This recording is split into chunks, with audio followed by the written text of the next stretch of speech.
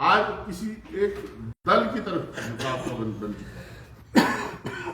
पर आपके ऊपर, क्योंकि हिमाचल का मीडिया कहीं ना कहीं आज तक इस चीज से बचा हुआ, एक नौजवान, अब नौजवान से आगे बढ़ चुकी उम्र के होते हुए और एक पढ़ा लिखा व्यक्ति होने के कारण मैं आपसे आशाएं पालता हूं और आपसे चाहता हूं कि आप लोग समाज को जगाने का काम करें।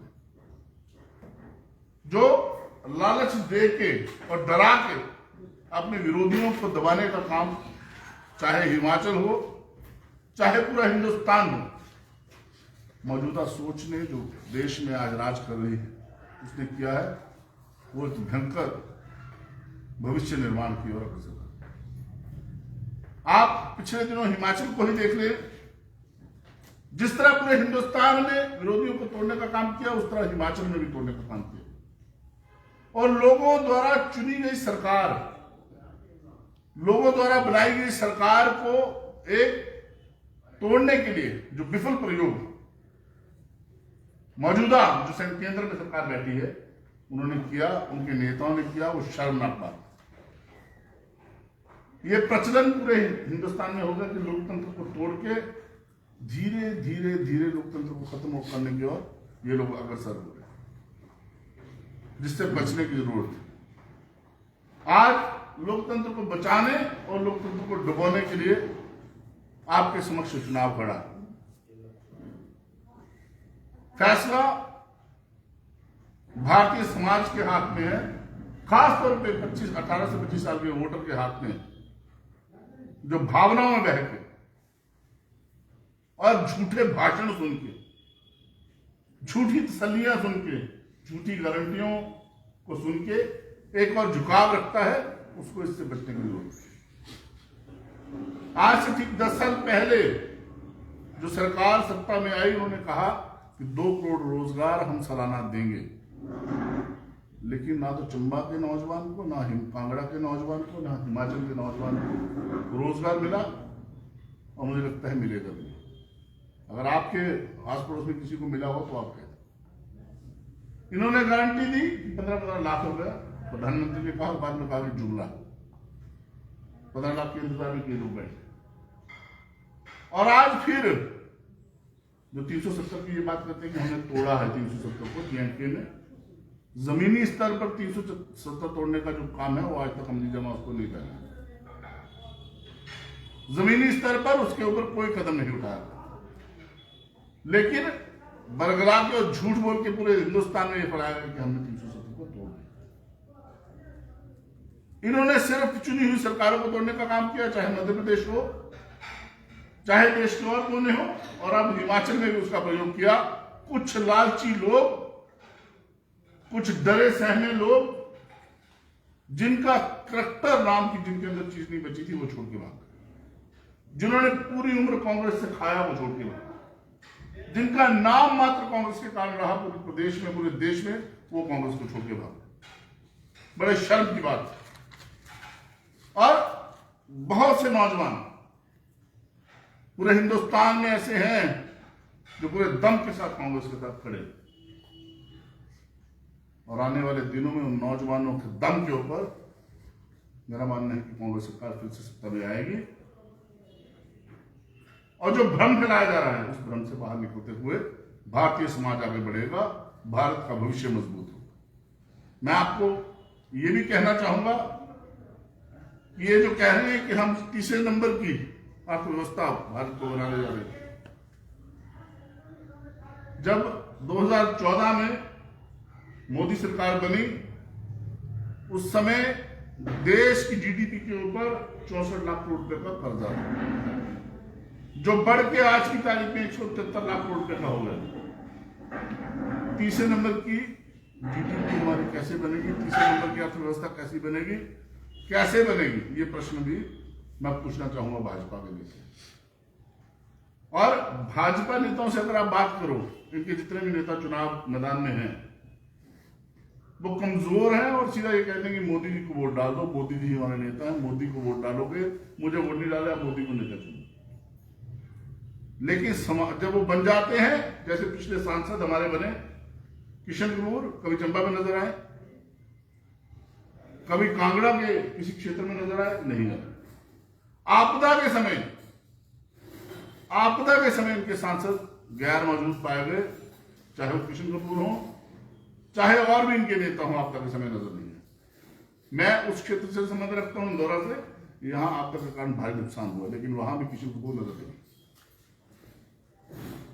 तो क्या इनके सांसदों को इसलिए चुना जाए कि वो समाज को बांटे, समाज को पीछे धकेले, भविष्य को खराब करे, या इनको इसलिए हराया जाए कि भारत का भविष्य निर्माण मजबूत नींव के ऊपर हो, भारत के भविष्य को मजबूती मिले, भारत के नौजवान को रोजगार मिले, महंगाई कम हो। इन मुद्दों के ऊपर कांग्रेस चुनाव लड़े। आप कुछ पूछना चाहते हैं मुझसे? आप खुद के लिए दावा कर सकते हैं इस बार चुनावों में? मैं खुद हाईकमांड गई क्यों नहीं? हम जैसे बहुत से नौजवान हैं जो मना करते ही चुनाव लड़ने के लिए। बड़े ऐसे नेता हो ना हम लोग की बुरा वक्त आएगा तो हम कहने के चुनाव नहीं लड़ेंगे। आवेदन किया आपने? नहीं, आवेदन का नहीं, रुक के हाईकमांड करे, फैसला ले। आपके सहप्रभारी ने कटोच साहब एक चीज, तो क्या मानते हैं आप इसको? सहप्रभारी क्या? बिट्टू जो है आपके सहप्रभारी मानते हैं? भैया पूरे देश के कई सहप्रभारी भागे हैं, छोड़ के भागे हैं। भागता वही है जो डरता है, और डर के भागने वालों की बात भी क्या करनी, उनके बारे में कोई चर्चा होनी नहीं चाहिए। क्या कारण है इतनी नींव कच्ची है कांग्रेस? देखिए, नींव कभी भी कच्ची नहीं होती है। अगर मैं आप पास्ट में जाएं, आप पीछे देखें तो भाजपा भी कभी 2 सीटों पे होती थी लोकसभा में। धीरे धीरे मेहनत करके वो आगे बढ़े, आज सत्ता में है। अच्छा बुरा दौर चलता है, हर व्यक्ति का भी चलता है, हर संगठन का भी चलता है, हर घर का भी चलता है। बुरे दौर में कई लोग भाग जाते हैं छोड़ के। बुरे दौर में वो देखते नहीं है कि हमें नेम फेम और समाज में हमारा अगर कोई नाम है तो इस घर के कारण है, मेरे पिता के कारण है, या मेरे संगठन के कारण है। वो बस यही देखते हैं कि मुझे कहाँ फायदा हो रहा है। तो ऐसे लोगों के बारे में चर्चा भी कर रहा है। नुकसान नहीं होगा क्या कांग्रेस को? कोई नुकसान नहीं है। हम 2 लोग भागेंगे तो कोई नुकसान नहीं है। प्रत्याशियों को घोषित करने में इतनी देरी क्यों हो रही है? जल्दी, अभी 7 मई तक नॉमिनेशन होने, इतनी जल्दी भी क्या पड़ी हुई है बीजेपी की? कटोच साहब इसमें एक चीज है, इसमें राहुल गांधी जी ने जब एक बार ये टैलेंट हंट के जरिए सारे मतलब चुने थे अपने, उसमें से एक मूर्ति आप भी थे। तो क्या कारण है कि यहाँ अब सरकार होते हुए उस वक्त तो आपको चुन लिया गया, अब ना आप और किसी भी अहदेदारों में, ना आप पार्टी के अहदेदारों में, ना आप सरकार में है। मैं क्या है? पहले तो धन्यवाद दूं कि आपने मुझे मोदी कहा, और वो भी राहुल गांधी द्वारा चुना हुआ। और मैं ये कहना चाहूंगा कि पूरे देश में काम करने का मौका मिल रहा है। जरूरी नहीं है कि सरकार में कोई पद होना चाहिए।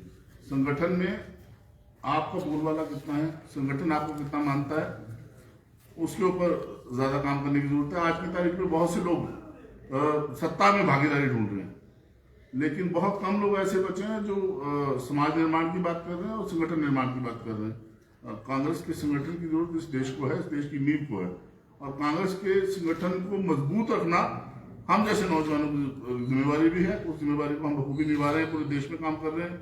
ऐसा नहीं है, हिमाचल में भी समय समय पर काम करने का मौका मिलता है, लेकिन इस कांग्रेस के कारण पूरे देश में एक पहचान है। नौजवान तो कर रहे हैं इस काम को लेकर, आपने कहा कि नौजवान तो कर रहे हैं, युवा तो चल रहा है।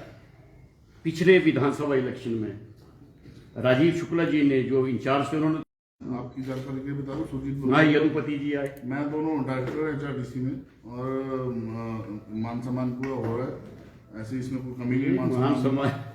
और जब जिसकी जरूरत जहाँ जहाँ होती है उसको वहाँ मौका मिलता है, उसको आगे बढ़ाया जाता है। पहले भी शायद अभी भाई साहब को जवाब दे रहा था कि अच्छा बुरा दौर हर व्यक्ति का भी आता है, हर संगठन का आता है, हर घर का भी आता है। बुरे दौर में वही भागते हैं जो लोग शायद हम पकड़ के जिनको जबरदस्ती अपना बनाने की कोशिश करते हैं। या आपने एक बात नोट की होगी, कांग्रेस को छोड़ के मैक्सिमम वो लोग भागे या तो बड़े घरों से संबंध रखते हैं, या वो कांग्रेस पार्टी के संगठन से नहीं है। 6 लोग अगर हिमाचल में भागे तो 6 में आप अगर गौर फरमाएंगे तो ग्रेट वाले थे, उनका ऑर्गेनाइजेशन से कोई लेना देना नहीं था। राणा जी खुद बीजेपी की पृष्ठभूमि से राजनीति में आए थे। अगर सुधीर शर्मा की बात करूं तो उनके पिताजी राजनीति में थे, राजनीति में आए थे। इसी तरह से बाकी लोग भी अगर मैं कहूं तो भुट्टो जी कांग्रेस से कोई लेना देना नहीं था, वो भाजपा के थे।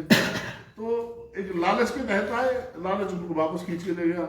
ऐसे लोगों से समाज को बचने की जरूरत है। लोकसभा के साथ साथ विधानसभा के जो 6 स्थानों पे उपचुनाव होने हैं उस पे कितना तैयार है? देखिए पूरी तरह से तैयार है, और हिमाचल के लोग पढ़े लिखे समझदार लोग हैं। हिमाचल के लोग जानते हैं कि कौन सही कौन गलत है, और एक समाज से जुड़ा हुआ एक कण होने के नाते मैं कहना चाहूँगा कि हमारे लोगों को समझना पड़ेगा। जिन 6 लोगों ने पार्टी छोड़ी है, मैं मीडिया के माध्यम से पहले भी कहा था कि मुझे अगर किसी का दुख है तो आईडी रतनपाल जी का दुख है, क्योंकि वो अग्नाशी की पृष्ठभूमि से थे। वो अगर इनके बहकावे में गए हैं तो एक बंदे के जाने का दुख रहता है। लेकिन अगर 5 गए तो 5 तो थे ही नहीं, मैं तो मिलता ही नहीं था कि हमारे हैं। उनको सुधीर शर्मा जी को क्या नहीं दिया कांग्रेस पार्टी ने, उनको राष्ट्रीय सचिव बनाया, उनको युवा कांग्रेस में राष्ट्रीय स्तर पे काम करने का मौका मिला, उनको प्रदेश स्तर पे युवा कांग्रेस में वो जनरल सेक्रेटरी रहे, उनको एमएलए का टिकट वहां से भी दिया और धर्मशाला से भी दिया। राष्ट्रीय स्तर पे उनका नाम रहा, मंत्री वो रहे और सबसे मजबूत मंत्री रहे राय साहब की कैबिनेट में। फिर वो छोड़ के भाग रहे हैं, उनको कौन सा दुख सता रहा था इतना? संयम हम हमारी तरफ भी देखना चाहिए। 30 साल से हम लोग बैठे हैं, हम लोग नहीं बोले कि सत्ता में भागीदारी चाहिए, तो कम से कम कार्यकर्ताओं की भावनाओं का ध्यान रख के ही लोगों को कदम उठाने चाहिए। ये बड़ी खतरनाक बात है। आज कांग्रेस का समय नहीं है, बीजेपी का समय, कल कांग्रेस का समय हो सकता है, तो भाजपा से भी छोड़ के कई लोग भागेंगे। तो ये हमारे समाज के लिए कोई अच्छी चीज थोड़ी ना है कि आज मैं बंदे के निशान पे वोट मांग रहा हूँ, कल मैं कमल के निशान पे मांगूंगा, परसों हाथी के निशान पे मांगूंगा, आप मुझे जिताते रहेंगे, मैं बोलूंगा मैं तो सर्वे सर्वा हूँ, राजा हूँ मैं, और मैं पागल हो जाऊंगा। जब पागल हो जाता है हाथी तो कुचलता है लोगों को।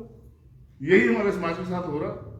नेता प्रतिपक्ष ने दावा किया है एक स्टेटमेंट में कि लोकसभा के जब परिणाम आएंगे उसके साथ अपनी मात्रा में भी सत्ता परिवर्तन हो जाएगा। किस नजर से देखते? किसने? जयराम ठाकुर जी को तो बड़ी जल्दी पड़ी हुई है सत्ता में आने की। जो 5 साल उन्होंने पीछे गुजारे हैं बस्ती में, जयराम ठाकुर जी चाहते हैं कि मैं उसी जगह जीता रहूं। लेकिन मैं उनको याद कराना चाहूंगा कि जो आपके पूरे देश में इलेक्शन हो रहे हैं, मुख्यमंत्री कैसे बना रहे हैं मोदी जी, उसके ऊपर गौर करिएगा। आप बने ना बने, पता नहीं कौन बन जाए, हमारी कांग्रेस से भागा हुआ बंदा ना कोई मुख्यमंत्री बन जाए आपके वहां। आपका मानना है कि मैंने बोला उनको जल्दबाजी है, उनको जल्दबाजी, उनकी सोच बता रहा हूँ आपको। और दूसरी बात ये कहना चाहूंगा कि जयराम जी को अभी संघर्ष करना पड़ेगा। लगभग उनको 4 साल तो भी संघर्ष करना ही पड़ेगा। उसके बाद जब चुनाव होगा तब हिमाचल की जनता तय करेगी कि किसको मुख्यमंत्री बनाना है। फिर अगर मान लो 5 मिनट के लिए, मान लो, जैसे एक प्रश्न आता था, हम 7वीं 8वीं में जब पढ़ते थे कि मान लो 1/2 इतना हो तो 2/3 इतना कैसे होगा। मान लो अगर बीजेपी की सरकार बन जाती है तो क्या मतलब किसकी पर्ची निकल आए? जयराम जी तब भी ना बन पाए। जयराम जी के ऊपर मेरी भावना है, बेचारी उनके लिए कर रही है, पर जयराम जी लगता नहीं भी मुख्यमंत्री बन पाएंगे। Thank you. ठीक है भैया, धन्यवाद।